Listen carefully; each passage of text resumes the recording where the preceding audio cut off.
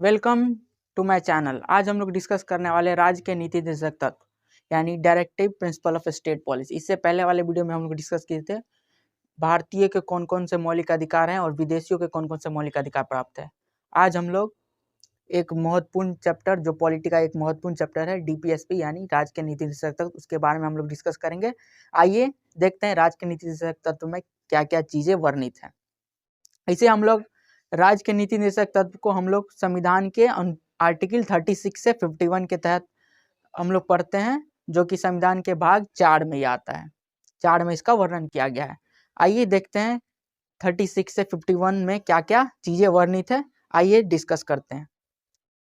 राज्य के नीति निर्देशक सिद्धांत यानी directive principles of state policy, जिसे हम लोग आर्टिकल किसके तहत पढ़ते हैं? आर्टिकल 36 से 51। इसे संविधान के किस भाग में वर्णित किया गया है? कौन से पार्ट में? पार्ट 4 यानी भाग 4। जो आर्टिकल किसके अंतर्गत इसे पढ़ते हैं? भाग 4 में किस आर्टिकल के तहत हम लोग इसे पढ़ते हैं? आर्टिकल 36 से 51 यानी 36 आर्टिकल, भारतीय संविधान का आर्टिकल 36 से 51 के अंदर ये हम इसके बीच में हम लोग क्या पढ़ते हैं? राज्य के नीति निर्देशक तत्व। राज्य के नीति निर्देशक तत्व से मतलब क्या हुआ? हमारा जो राज्य का नीति, हमारा राज्य या हमारा राज्य कोई भी नियम कानून बनाता है तो राज्य के नीति निर्देशक तत्वों को ध्यान में रखते हुए कोई भी कानून बनाया जाता है। तो इसी कारण ये राज्य के नीति निर्देशक तत्व संविधान में वर्णित किया गया है। जो राज्य जो कोई भी नियम कानून बनाए तो वो राज्य के नीति निर्देशक तत्व को ध्यान में रखते हुए कोई भी नियम कानून बनाए। आइए देखते हैं क्या क्या वर्णित है आर्टिकल में। सबसे पहला उद्देश्य, राज्य के नीति निर्देशक तत्व यानी डीपीएसपी का उद्देश्य क्या है? यानी directive principles of state policy का उद्देश्य क्या है? इसका उद्देश्य क्या है? सबसे पहला कल्याणकारी राज्य यानी लोक कल्याणकारी राज्य की स्थापना। उसके बाद दूसरा उद्देश्य क्या है? सामाजिक और आर्थिक लोकतंत्र की स्थापना, यानी सामाजिक और आर्थिक एक लोकतंत्र की स्थापना हो, यानी एक अच्छे लोकतंत्र की स्थापना की जा सके। आइए देखते हैं किस आर्टिकल में क्या क्या वर्णित है। सबसे पहला आर्टिकल 36।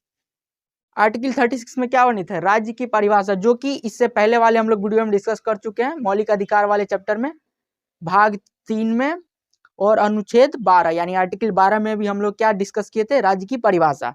और इसमें भी आर्टिकल 36 में वही चीजों को वर्णित किया गया है, जो कि राज्य की परिभाषा, जो कि आर्टिकल 36 में भी यानी राज्य के नीति निर्देशक तत्व में भी ये उसमें भी ये वर्णित किया गया, जो किस आर्टिकल में है? आर्टिकल 36। उसके बाद आर्टिकल 37, इसमें क्या है? न्यायालय में परिवर्तनीय नहीं है, यानी डीपीएसपी जो है यानी राज्य के नीति निर्देशक तत्व है, ये न्यायालय में परिवर्तनीय नहीं है। यानी अगर सरकार राज्य के नीति निर्देशक तत्वों का पालन नहीं करती है तो हम सरकार के खिलाफ न्यायालय नहीं जा सकते हैं, ये कानून में वर्णित है। जैसे मौलिक अधिकार में हम लोग जा सकते थे, हमारे मौलिक अधिकारों का जो हनन होता था तो हम कहाँ जा सकते थे? कोर्ट में, यानी सर्वोच्च न्यायालय और उच्च न्यायालय में हम अपील दायर कर सकते थे। तो सर्वोच्च न्यायालय और उच्च न्यायालय रीट के द्वारा उस समस्या का समाधान करती थी, लेकिन इसमें ऐसा वर्णित नहीं किया गया है। इसमें हम न्यायालय नहीं जा सकते, यानी हम राज्य के नीति निर्देशक तत्वों का अगर पालन नहीं किया जा रहा है तो हम उस नियम को लेकर के हम न्यायालय नहीं जा सकते हैं। ये किस में वर्णित है? आर्टिकल 37 में। उसी तरह आर्टिकल 38 में क्या वर्णित है? सामाजिक, आर्थिक और राजनीतिक न्याय, यानी आर्टिकल 38 में क्या वर्णित है? सामाजिक, न्यायिक और आर्थिक, यानी सामाजिक, आर्थिक और न्यायिक, सामाजिक, आर्थिक और राजनीतिक न्याय, यानी सबको सामाजिक तौर पे न्याय या आर्थिक या राजनीतिक सबको न्याय दिया जाना चाहिए। ये किस में है? आर्टिकल 38 में। उसी तरह आर्टिकल 39 में क्या वर्णित है? संसाधनों का उचित वितरण एवं समान कार्य समान वेतन, यानी संसाधनों को सही ढंग से वितरित किया जाए। हर एक व्यक्ति को जो कोई भी व्यक्ति कार्य कर रहा है उसको उस कार्य के बदले समान वेतन दिया जाए। यानी समान कार्य, अगर कोई व्यक्ति समान कार्य कर रहा है तो उसको भी समान वेतन दिया जाएगा, किसी के वेतन में कोई भेदभाव नहीं किया जाएगा। ये किस में वर्णित है? आर्टिकल 39 में। आर्टिकल के 39A में क्या वर्णित है? समान अवसर के आधार पर न्याय देना, यानी सबको बराबर का अधिकार, यानी सबको बराबर अधिकार दिया गया है न्याय के संबंध में, यानी किसी को कोई विशेष अधिकार नहीं है, समान अवसर के आधार पर यानी सबको बराबर के आधार पर न्याय दिया जाएगा। ये किस संशोधन के तहत जोड़ा गया है? 42वें संशोधन, जो कब किया गया था? 1976। उसी तरह आर्टिकल 14 में क्या वर्णित है? क्या हम लोग पढ़ते हैं आर्टिकल 14 में? ग्राम पंचायतों का गठन, यानी ग्राम पंचायतों का गठन, यानी ग्रामीण स्तरों पर जो ग्राम पंचायत का गठन किया जाता है, ये किस आर्टिकल में है? आर्टिकल 40। उसी तरह आर्टिकल 41, आर्टिकल 41 में क्या है? कुछ दशाओं में कार्य करने की विशेष कार्य करने की छूट, यानी विशेष परिस्थितियों में कार्य करने की छूट। उसके बाद आर्टिकल 42 में क्या वर्णित है? कार्य जो न्याय संगत और मानवीय दशा में, यानी कार्य जो होना चाहिए न्याय संगत होना चाहिए, जो वो कार्य को किया जा सके, और मानवीय दशा यानी वो एक मानवीय दशा में कार्य होना चाहिए, असंगत यानी गलत कार्य नहीं होना चाहिए। ये किसमें है? आर्टिकल 42 में। तो हम इसे याद कैसे करेंगे? सबसे पहला दो आर्टिकल को याद करेंगे। सबसे पहला कौन आर्टिकल है? 36 और 37। 36 में क्या है? इसमें राज्य की परिभाषा, जो इससे पहले वाले में भी किस भाग में वर्णित किया गया? आर्टिकल 12, जो कि भाग पार्ट 3 में भी वर्णित किया गया है राज्य की परिभाषा। तो सबसे पहला याद हो जाएगा हम लोगों को आर्टिकल 36, यानी राज्य की परिभाषा के बारे में वर्णन किया गया। उसी तरह आर्टिकल 7, आर्टिकल 37 को कैसे याद करेंगे? आर्टिकल 37 को हम लोग ऐसे याद करें, यानी न्यायालय में, यानी इसे हम न्यायालय में नहीं, इसके हनन होने पर हम न्यायालय में नहीं जा सकते, यानी ये परिवर्तनीय नहीं है। उसके बाद दो आर्टिकल हो गया, दो करके याद करेंगे।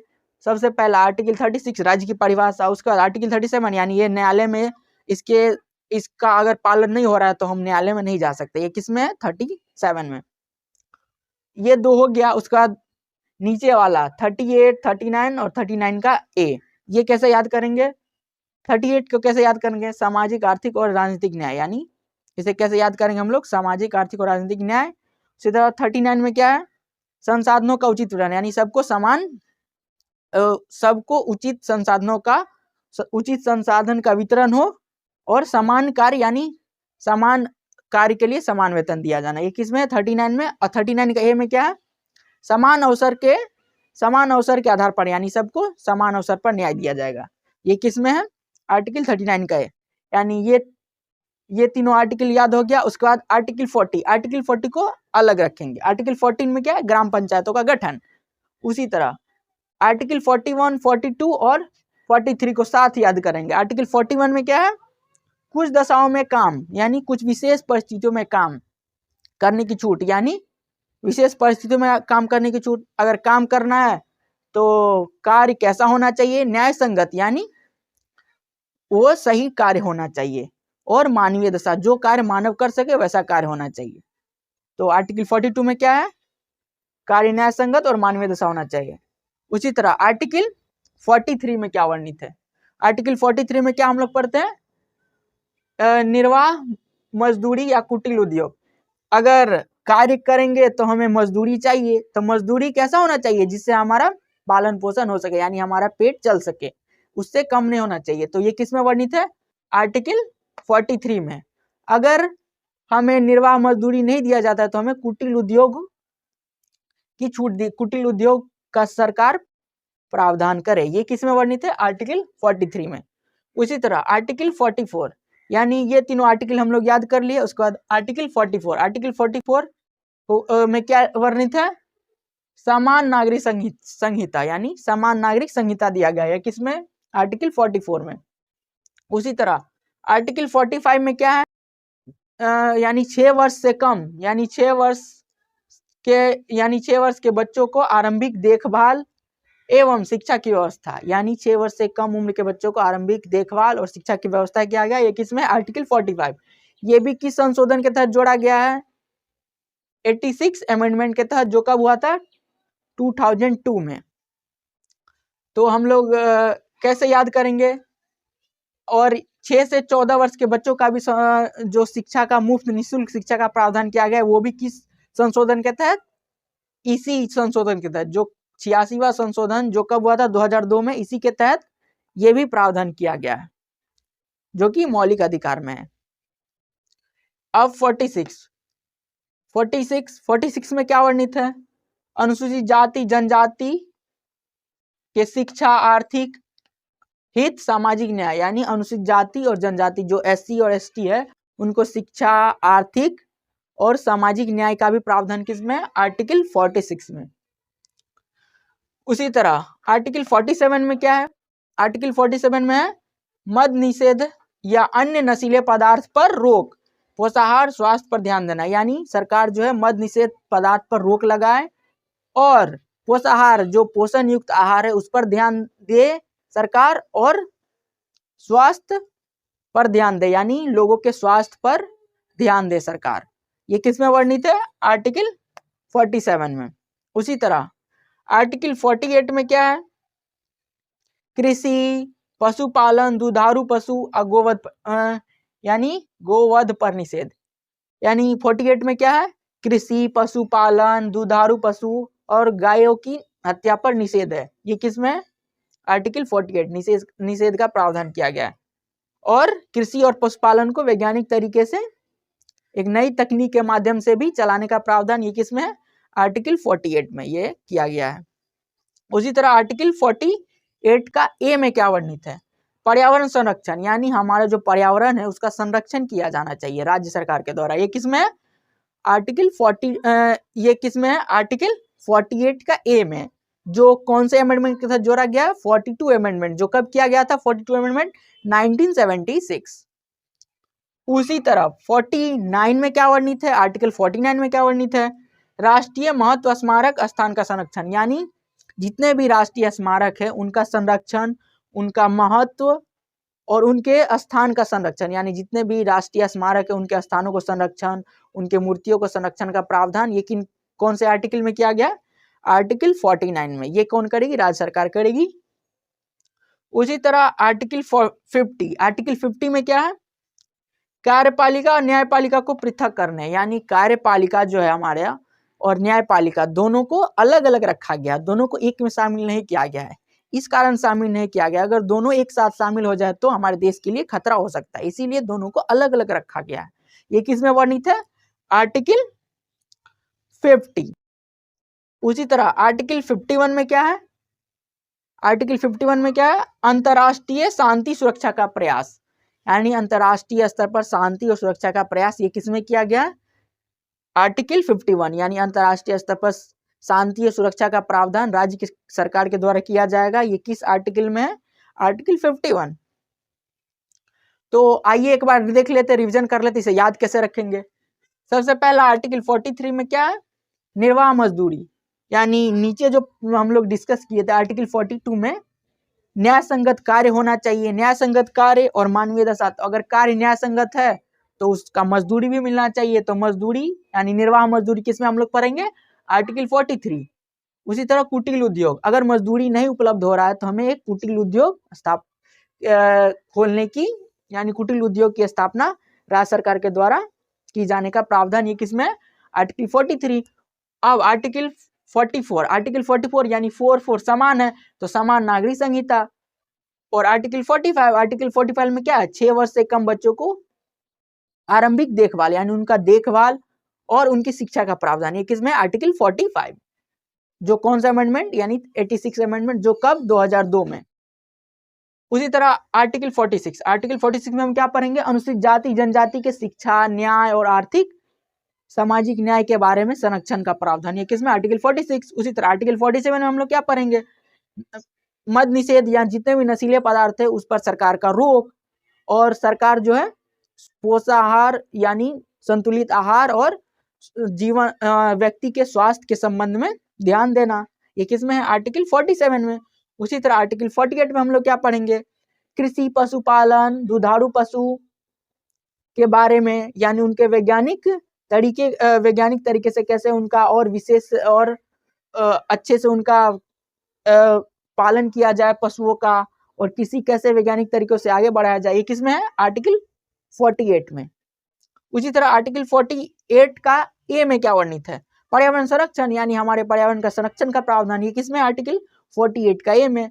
उसी तरह 49 में क्या है? यानी जितने भी स्मारक है उनका देखभाल करना और उनका संरक्षण करना, ये किसमें वर्णित है?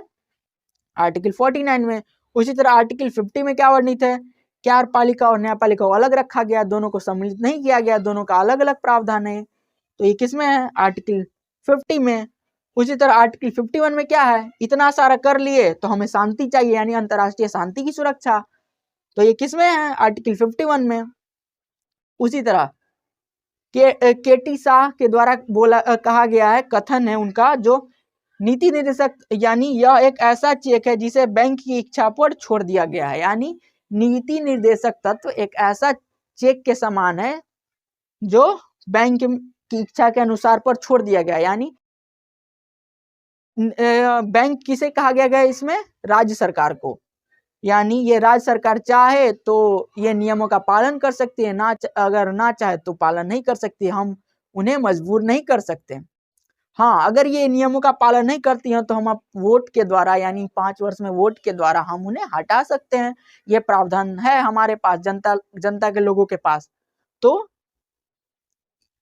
उसके बाद अंबेडकर जी ने कहा है, यानी डॉक्टर अंबेडकर जी ने क्या बोले हैं?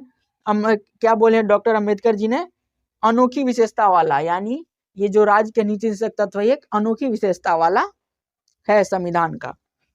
उसी तरह केशवानंद भारती केस कब आया था? 1973, जिसमें क्या बोला गया था? मौलिक अधिकार को श्रेष्ठ माना गया था।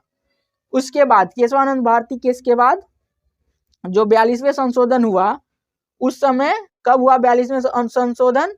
1976। इसमें क्या बोला गया है? राज्य के नीति निर्देशक तत्व को मौलिक अधिकार से ऊपर रखा गया था, यानी श्रेष्ठ माना है इसको। उसके बाद 1980 में जो मिनर्वा मिल वाद हुआ था, उसमें बोला मौलिक अधिकार और राज्य के नीति निर्देशक तत्व दोनों में संतुलन बनाने का कार्य, यानी दोनों अपने अपने जगह पे सर्वोपरि है, यानी दोनों का अलग अलग कार्य है, यानी दोनों का महत्व देश में बराबर है, यानी एक रथ के दो पहिए के समान बोला गया है। ये किसमें? मिनर्वा मिलवाद, जो कब किया गया था? 1980 में। यानी ये था हमारा राज्य के नीति निर्देशक तत्व, यानी directive principles of state policy. आप लोगों को ये टॉपिक पसंद आया हो तो प्लीज लाइक, शेयर और सब्सक्राइब कीजिए। मिलते हैं नेक्स्ट वीडियो में नए टॉपिक के साथ। Thank you for watching this video.